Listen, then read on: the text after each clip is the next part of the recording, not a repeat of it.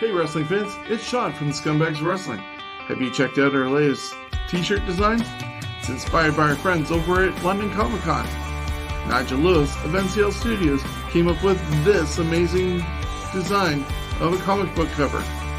It features 22 stars of the Ontario independent wrestling scene, including Cody Diener, Jody Threat, Casey Spinelli, Tyson Dukes, Brent Banks, Tarek, Sebastian Suave, Halal Beefcake, graduates of the Tyson Dukes Wrestle Factory, and many more. You can get your t-shirt for just $30 or buy the poster for $15. Proceeds from this sale are going to go to Sick Kids Hospital in Toronto on behalf of Steven's Wrestling Journey. Steven's an 8-year-old fighting Chiari malformation, and they're searching for a cure. You can contact me either through our Facebook page, Scumbags of Wrestling, or email me at scumbagsofwrestling@gmail.com. Get yourself a great t-shirt with an amazing design and help a wonderful cause at the same time. So contact me today and get your shirt or poster.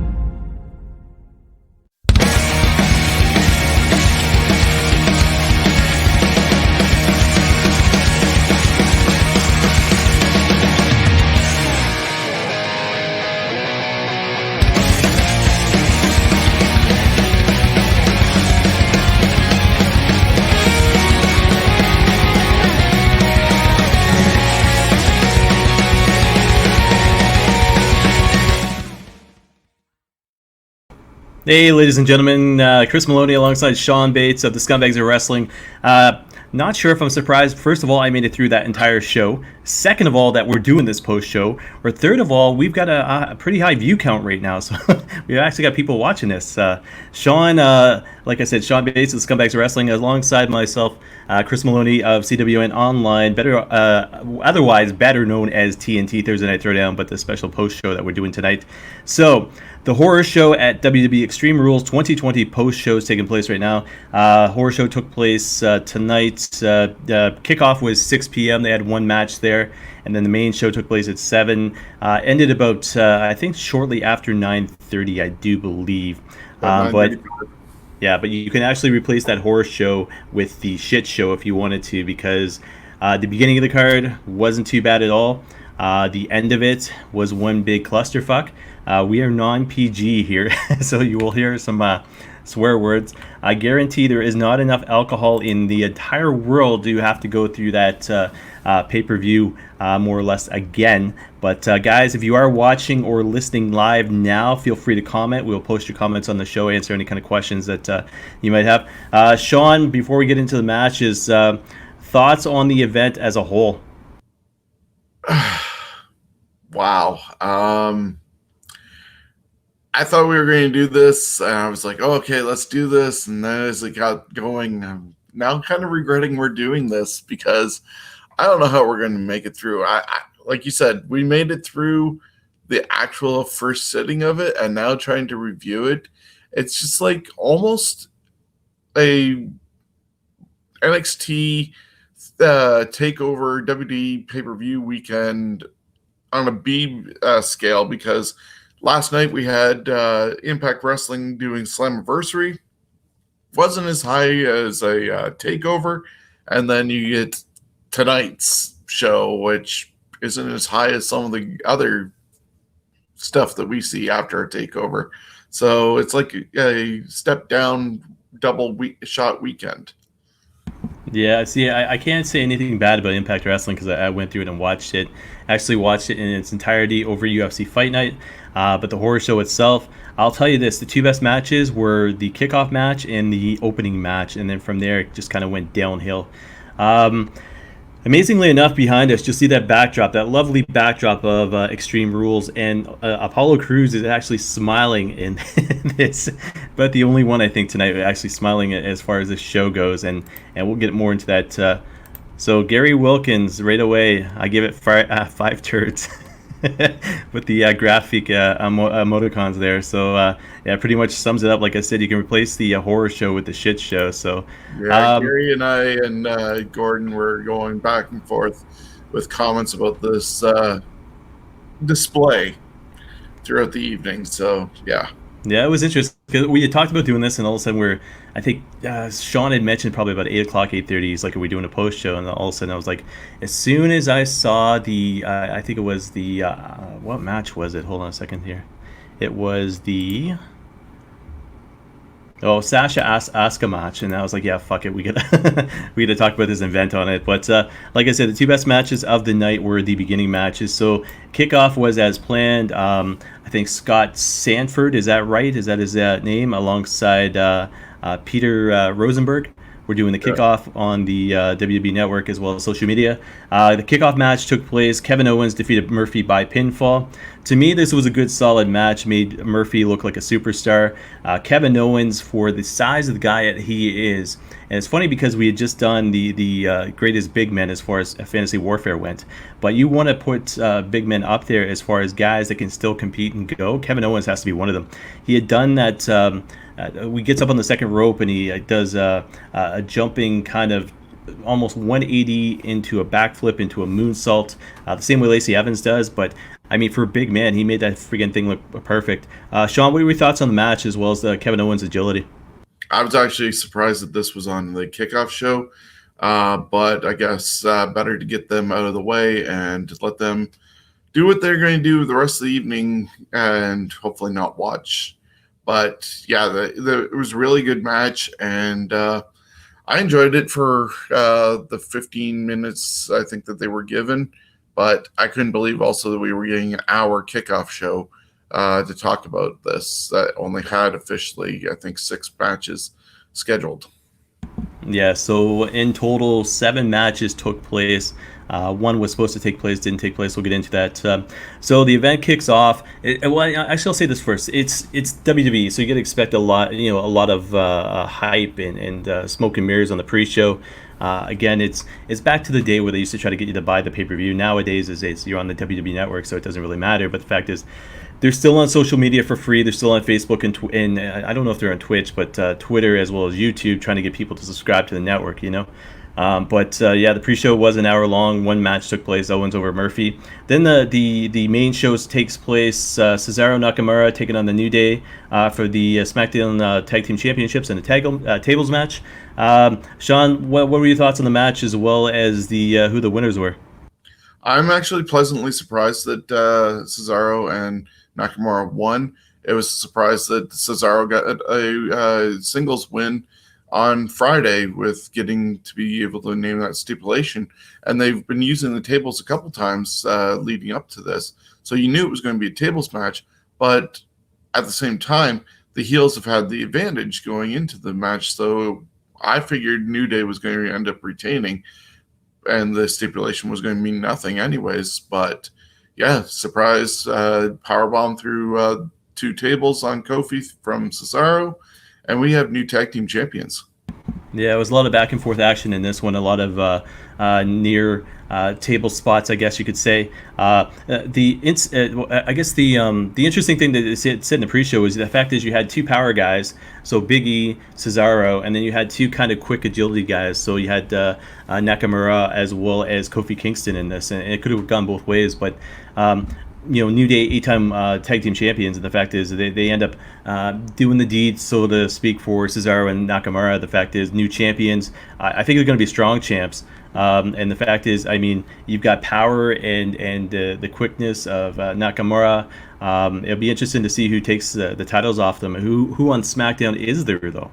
Yeah, that's what I was kind of thinking as you were talking about it. It's like, who could be a face team unless they put Heavy Machinery back together when they are able to perform, because I'm pretty sure they're both sitting out due to the COVID-19 outbreak that happened, and whether it's by choice of not wanting to come or one or both of them got it.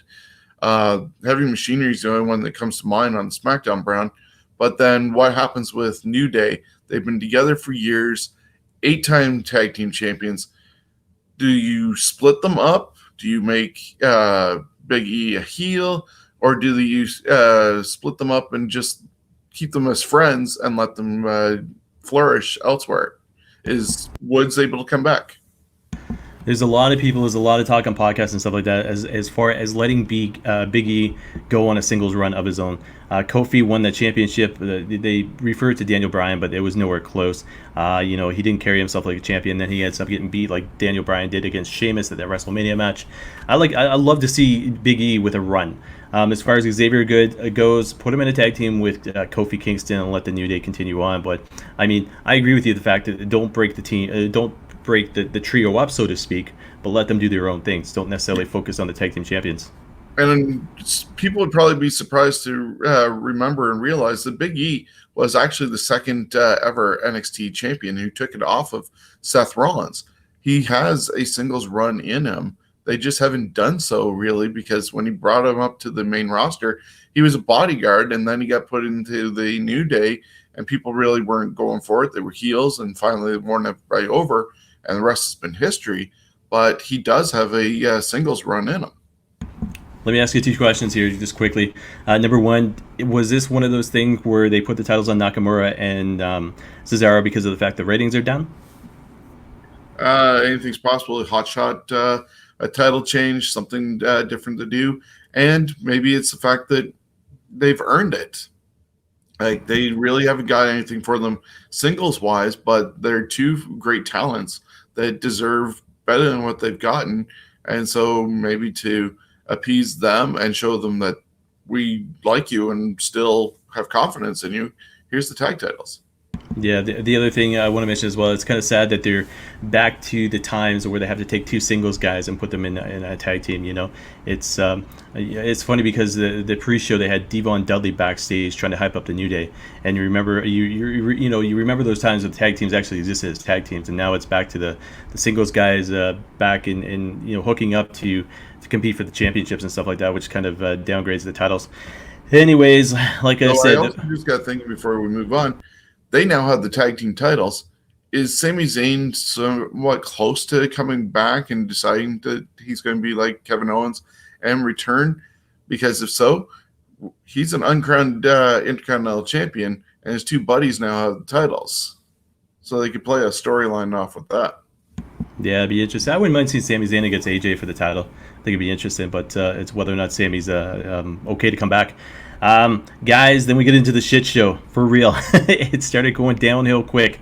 So, match number 2 officially on the main card. Bayley defeats Nikki Cross to retain the SmackDown Women's Championship. Both Sasha and Alexa Bliss were ringside here. One big cluster fuck of a match. It was good in the beginning and then kind of just went downhill. Fact is, Sasha's, what did Michael Cole call it? That boss thing she wears on her fingers. I got involved in. Anyways, Bayley cheated to win to beat up on Nikki Cross. What do you think? Is this the end of Nikki Cross and Alexa Bliss competing in the women's division as far as the singles championships go? No, they'll still have another chance. I think they did a lot of hype before the match with the Kabuki Warriors and Alexa trying to build up Nikki Cross's confidence in that. And so I think with the offense that Nikki was able to get in, she'll be just like, I was this close. And if it hadn't been for the punch with the weapon, sort of brass knucks, she could have possibly done it, and their confidence is there. And so I think we're going to see at least one more rematch on SmackDown, which Nikki will probably end up losing because Sasha and Bayley need to have the title still for a little bit longer. Yeah, I'm looking for a Nikki Cross heel turn eventually.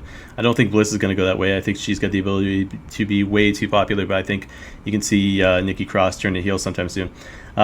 Here's the shit show again, coming continuously rolling downhill, and I can't stress that enough. So next match was scheduled to be the United States Championship match. So basically MVP calling himself the true champion against Apollo Crews, who's the real champion. And then they go and state, due to the fact that Apollo Crews didn't pass his pre-match physical, and that's all they said, he's unable to compete tonight. Nothing to do with COVID, nothing to do with the fact that you couldn't pass one of those performance enhancement tests, so to speak, just that he couldn't pass his pre-match physical. So match didn't take place. MVP goes outside the ring, grabs the championship belt, comes in, celebrates, says he wins by default, and that's that. And his music plays, and that's the end of that. What do you think the backstory is with Apollo Crews? Do you think is he actually sick, injured? Because they played up the injury angle, but the fact is, here they hype a match that again didn't take place on a pay-per-view that they booked weeks and weeks and weeks in advance. I think it's a mixture of probably the COVID issues. Apollo was around during the time before the outbreak that WD had.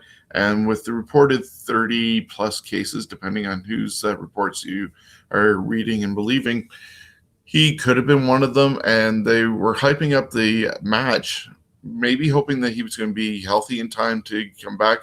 Because since that time, they did introduce the new title. They've been playing up with MVP and Apollo. And this could have been just a last moment, he's not available still, whether due to health or he said when they called him up to get to the performance center, sorry, I don't trust it. And they had it already scheduled, so this was their out, potentially. So what are we going to, tomorrow night on Raw, are we going to see this match take place?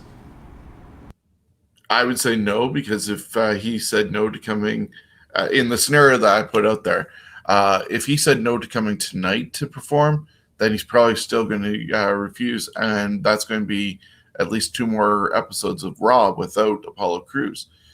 Now, they might be taking that more into consideration than stripping him of the title like they did with Sami Zayn, but they're still playing up a story, and they got the prop there with MVP going to be parading it around anyways.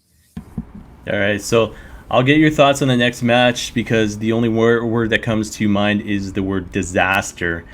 So Seth Rollins, Rey Mysterio, eye for an eye match. Ironically enough, no outsider interference, no Dominic, no Austin Theory, no Buddy Murphy, just one-on-one Seth Rollins and Rey Mysterio eye for an eye match. What were your thoughts on this match? Obviously, to me, it didn't live up to the hype, but to me, it was a somewhat boring regular match that ended with Seth Rollins, of all people, puking. What are your thoughts on the match? Yeah, it should not have happened, should not have been scheduled at all in that format. It's hard to do when you're saying your rule is to pluck a person's eye out, and the rumors of it being done in CGI format and possibly cinematic didn't happen.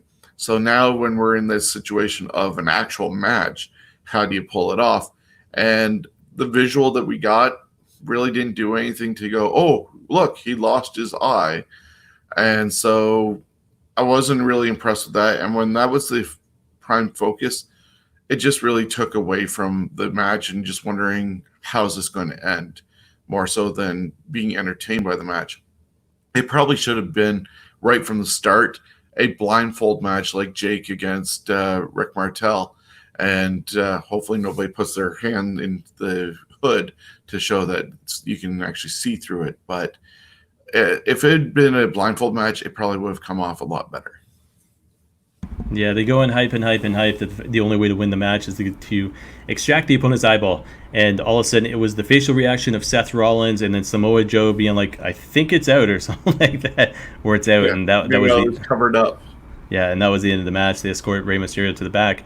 Seth Rollins, like I said, ends up throwing up on screen there. And then catering.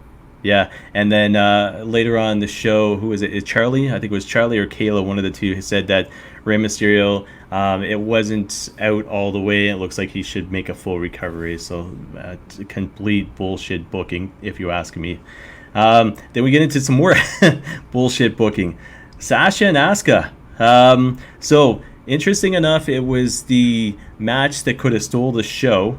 And all of a sudden, it did steal the show until you get down to the final part of the match, the ending there, where it just completely left a lot of people, and I was following Twitter as well while I was watching the match, and a lot of people were just kind of like, what the fuck was this shit? And it was basically Asuka misting the referee being blind, Bayley taking the referee's shirt off, Sasha pinning, who was it, Asuka, and then claiming that she was basically the new Raw Women's Champion, telling the ring bell guy to ring the bell, so he rings the bell, hands Sasha the championship, and then they go up the ramp and Sasha's music's playing. What do you think is going to happen here, and what do you think of the booking? Very bad booking, if at all. They if they were going to try and do that and give both belts to Sasha, they should have had Bayley just bring the referee over and maybe do his hand to do the counting, or that typical thing where the ref just sees it at last moment with Sasha covering Asuka and do it that way. But they're not going to make that an official title switch, and Sasha's going to have to give it back. And yeah, it's just they really didn't then put any heat on Sasha and Bayley with anything of them progressing to their potential feud, which is going to happen. But with what's going on right now, they're being able to be friends without pulling that trigger yet. So they could go a little bit longer. There is talk that they want to go against the besties, Trish and Lita, for the tag team titles. So that would be special if they can pull it off for SummerSlam. But I don't know if either of those two ladies will want to step into the PC in this environment. Yeah, it'll be interesting. I mean, you don't have the likes of Charlotte Flair because she's injured. COVID's obviously still taking an effect on the WWE, and the fact is that I guess they're working with what they can, but I mean, I can see their ratings tanking even more so tomorrow night on Raw this week because of what we saw here on the pay-per-view tonight. Match number 5, which was technically the main event of the show. Drew McIntyre over Dolph Ziggler by pinfall to retain the WWE Championship.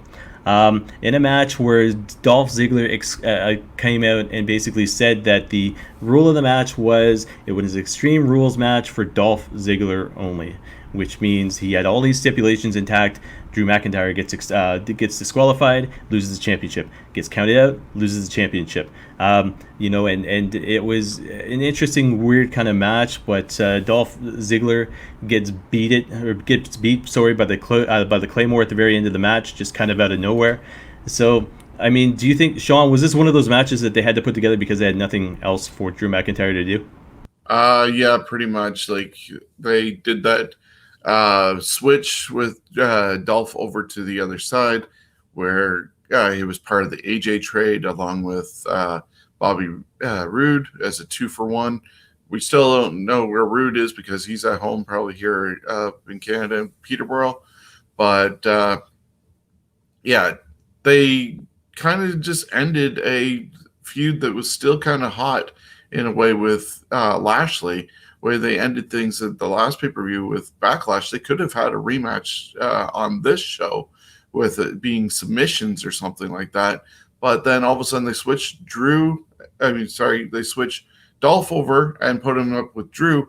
And instead of building up a hot match for tonight, they left us curious of what the stipulation was going to be until the very last moment, because I don't even think they knew what the stipulation was going to end up being, and this was the last second decision.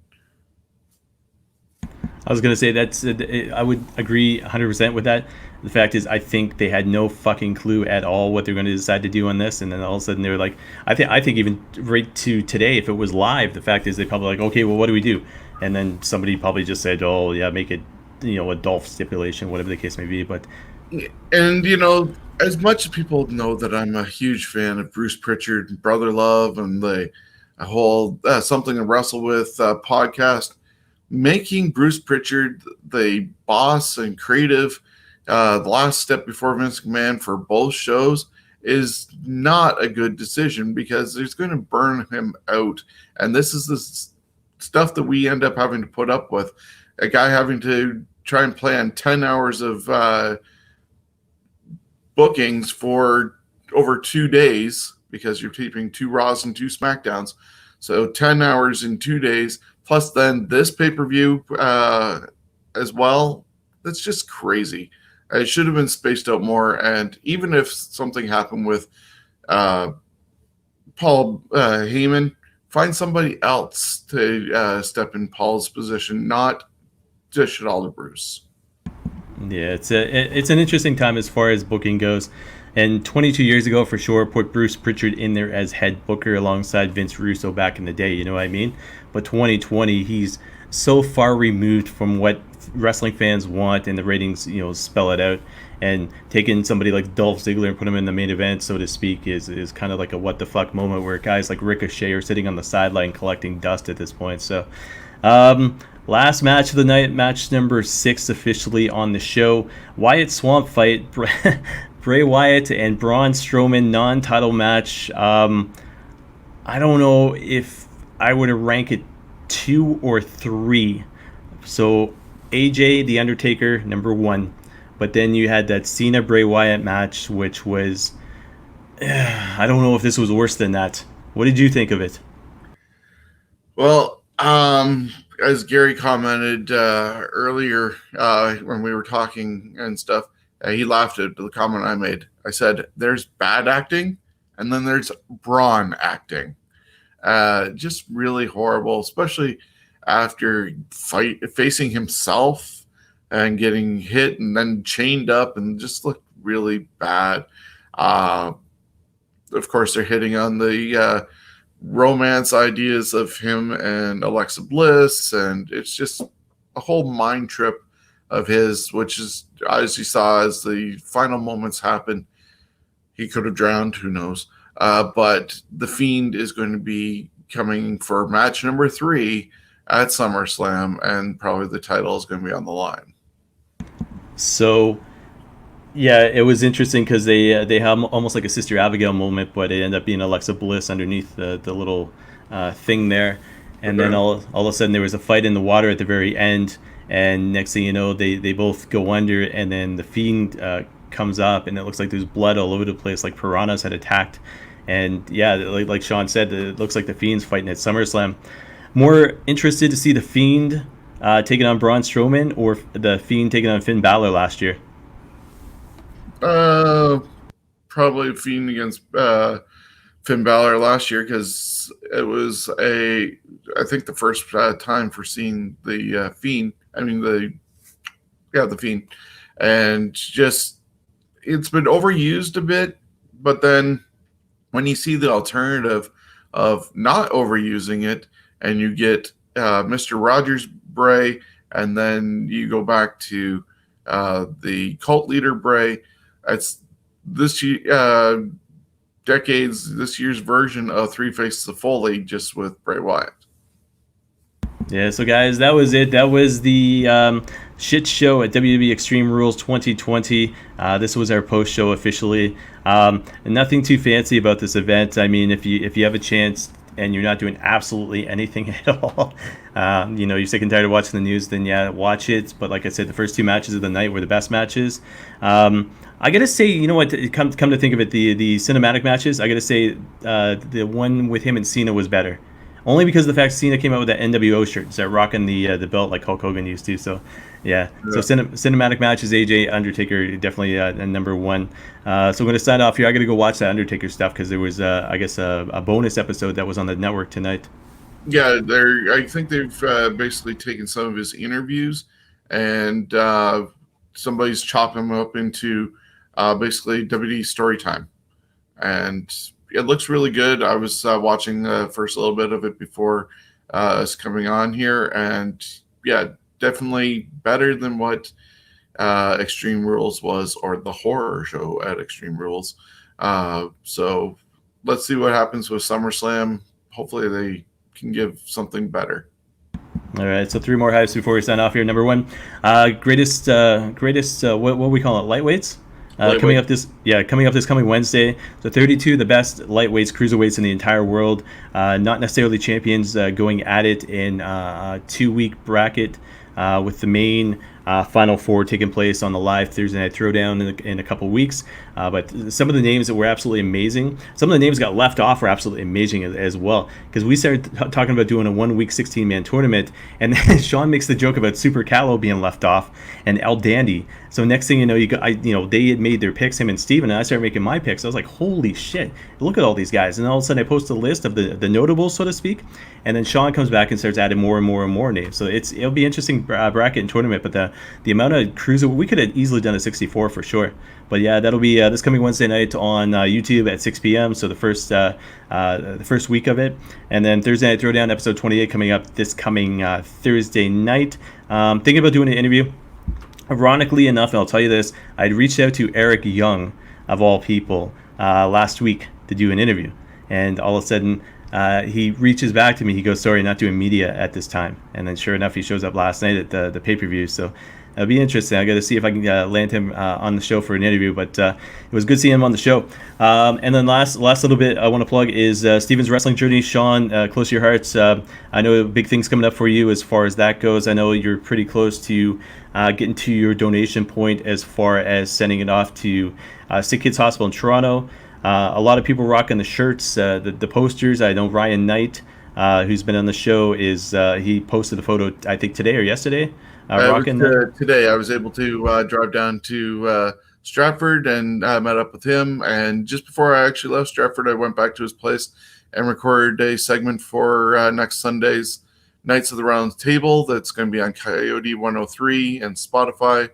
And so I'm hyping up the t-shirts, our shows, the TNT, Scumbags of Wrestling podcast, and Fantasy Warfare. So I hit as many things as we could promoting our stuff. Yeah, so yeah, guys, check out Ryan Knights of the Squared Circle, or the Scumbags of Wrestling, or CWN Online, or our official website, ThursdayNightThrowdown.ca, for more information on that. But yeah, Shawn's going to be on Country Radio for a live interview. Well, no, not. It'd be a pre-recorded live interview. Yes. Yeah, so definitely check that out. But like I said, guys, coming up this coming Wednesday, you'll see another Fantasy Warfare tournament, and then coming up Thursday, episode 28. Shawn just launched, I think, episode 113, the Scumbags of Wrestling podcast. So 113 this afternoon, and yeah. So check that out on YouTube. But this has been a fun show for us. Not necessarily the greatest show to watch, but we got through it. Anyways, guys, I'll leave it at that. Check out... No, I guess that's it. Now, check out whatever you want to. Thanks, guys, for paying attention, for watching this show, and we'll see everybody this coming Wednesday and Thursday. So thanks, Shawn, for doing this, and we'll see you again. Yeah, have a good night.